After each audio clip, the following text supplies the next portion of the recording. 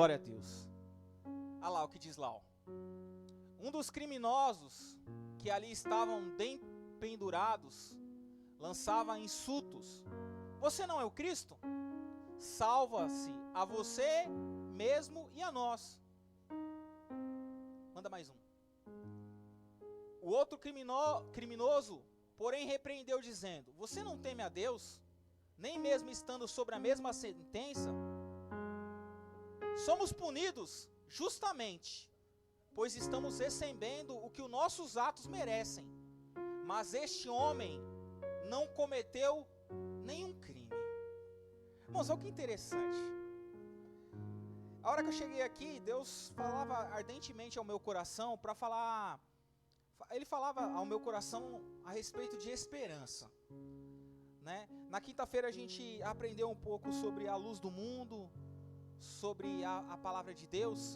E o interessante é que no Gênesis, a palavra diz que Deus, a terra era sem forma e vazia, e o Espírito de Deus pairava sobre as águas.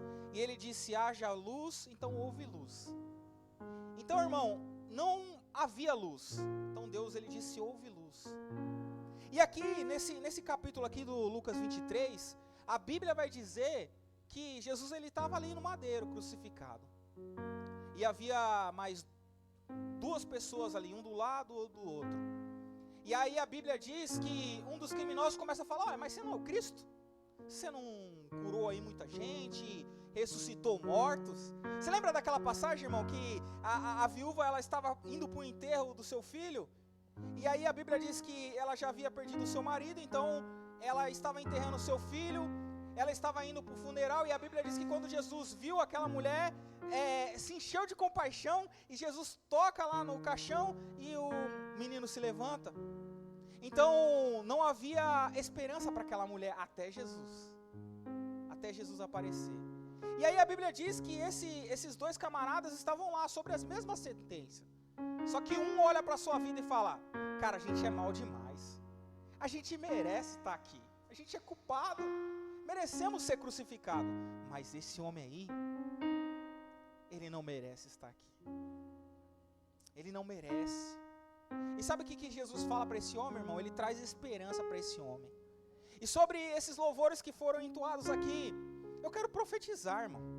Eu preciso profetizar. Sabe, a porta que não está aberta, ela vai se abrir, irmão.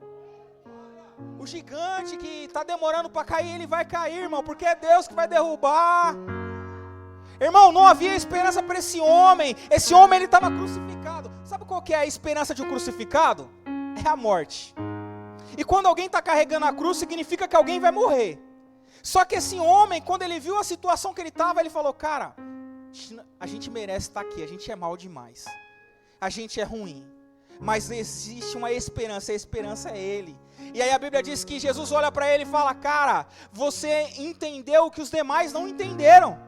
Irmão, às vezes a gente está na igreja e não entendeu a obra que Deus fez na nossa vida, irmão. A gente é mal mesmo, a gente é ruim, a gente é falho, mas existe o sangue de Jesus que purifica de todo pecado. Então eu quero profetizar na nossa vida aqui, irmão. Essa porta vai abrir, esse gigante vai cair, essa situação, ela é temporária.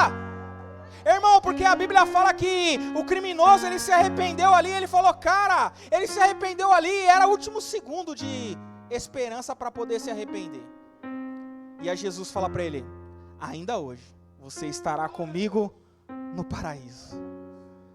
Então, irmão, esse quadro ele vai mudar, irmão, é temporário. Sabe por que é temporário, irmão? Quando Jesus ele vem, o quadro muda. Você lembra dos 5 pães e 2 peixinhos, irmão? Na mão do menino era pouca coisa, mas na mão de Jesus aumentou a multidão. Alimentou uma multidão inteira, irmão. E disse que tinha que pegar os cestos e guardar. Irmão, a rede na mão do Pedro era apenas uma rede vazia que os discípulos estavam lavando. Mas na mão de Jesus ele falou: olha, é melhor você lançar essa rede do outro lado aí, porque se você lançar do outro lado sobre a tua palavra, essa rede vai encher de peixe. E aí a Bíblia fala que o Pedro falou: olha, me ajuda aqui, porque eu peguei tanto peixe que estava quase rompendo o barco de tanto peixe. Irmão, ainda existe esperança, irmão. sabe? Não tinha luz e Deus, ele criou a luz. Irmão, aquela mulher estava indo sepultar o seu filho e aí houve a esperança. Era um dia de morte, mas foi até Jesus aparecer e tocar no esquife. Irmão, aquela mulher do fluxo de sangue, irmão, há 12 anos ela gastou tudo com a medicina, irmão. Gastou tudo, não tinha mais nada, não tinha esperança para aquela mulher. Só que ela ouviu falar de Jesus. E aí quando ela ouviu falar de Jesus, acendeu uma esperança no coração dela. E ela falou, eu preciso tocar nele. Irmão, a Bíblia diz, meu, que o Zaqueu ele também falou, cara, eu preciso ver quem é esse camarada, eu preciso ver quem é ele. E a Bíblia fala que ele sobe numa figueira brava, e aí ele vê Jesus lá, e aí Jesus quando vê ele fala, desce depressa. Porque irmão, quem tem pressa para ver Jesus, Jesus também tem pressa para com a gente. Então, irmão, tenha pressa para com ele, irmão, tenha pressa, se aproxime dele, busque ele enquanto você pode achar, amém? Bora orar? Glória a Deus? Sim, amém, vamos orar. Sim, bora. Meus irmãos, se coloca de pé comigo, vamos orar aqui, né? Bênção. Deus está neste lugar, irmão. Deus, ele está neste lugar, ainda que os nossos olhos, ele esteja sem esperança. Irmão, quando eu estava orando aqui, olha, é tão difícil a gente profetizar quando a situação está difícil, né? Porque quando a situação está boa, a gente vai lá e profetiza, porque é mais fácil. Mas a Bíblia diz que Deus coloca o profeta no meio dos ossos secos.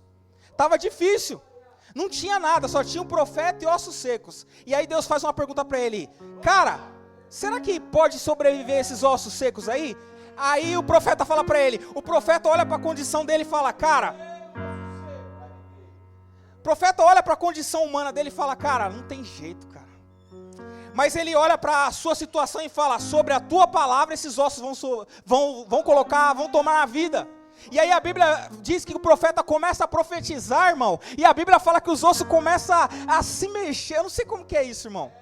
Mas a Bíblia diz que os ossos começam a se mexer, e aí começa um rebuliço, e a Bíblia fala que começa e se levanta um exército. E aí a Bíblia fala que não havia o Espírito sobre aqueles exércitos. E aí a Bíblia fala, Deus fala, então profetiza, filho do homem, a esse exército. Então, irmão, profetiza. Não tem esperança, mas nos nossos olhos não tem esperança. Mas a Bíblia diz que aqueles que esperam no Senhor renovarão as suas forças.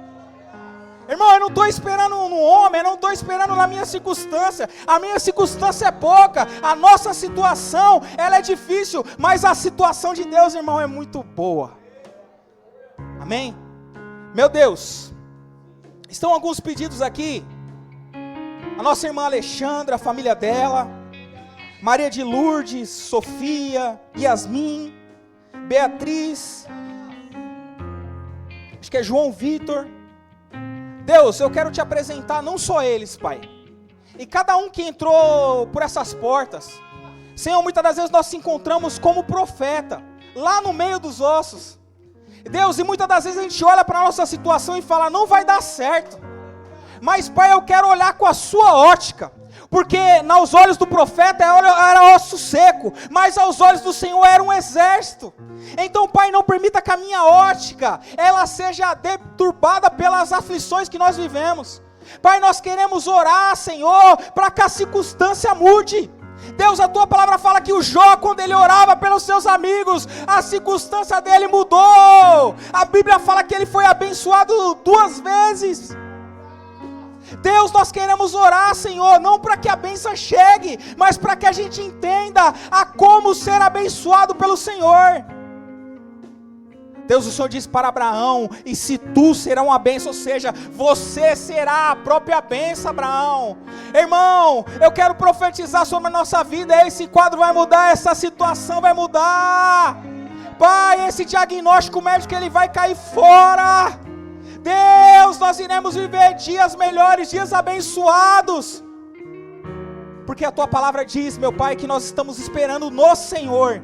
Nós não estamos esperando no mundo, não estou esperando no governo, não estou esperando no meu patrão, eu não estou esperando nas coisas visíveis, mas a tua palavra diz que rios rios de água viva fluiriam do nosso interior, se a gente acreditasse na tua palavra.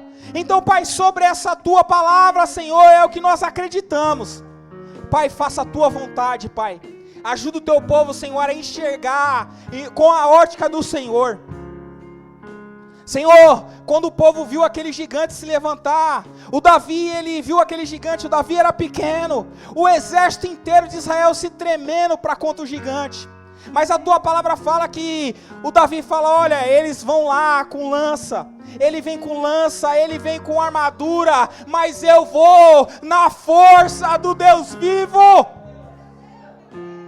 E aí a tua palavra fala que ele pega aquelas pedras, aquela funda, e aí quando ele arremessa naquele gigante, o gigante ele não cai para trás. Por que que o gigante não cai para trás? Porque foi o Senhor que derrubou aquele gigante.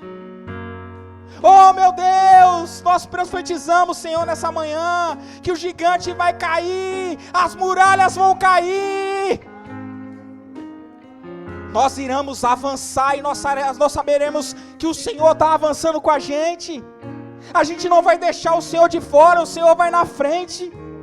A gente não vai deixar o Senhor para trás, porque o Senhor já está dentro de nós. Nós iremos, meu Pai, avançar com o Senhor, porque nós sabemos que o Senhor é o provedor de todas as coisas. Muito obrigado, Senhor. Ajuda o teu povo a crescer na graça e no conhecimento. Amém. Em nome de Jesus. Pode se sentar, irmão. Aplauda ele aí. Glória a Deus.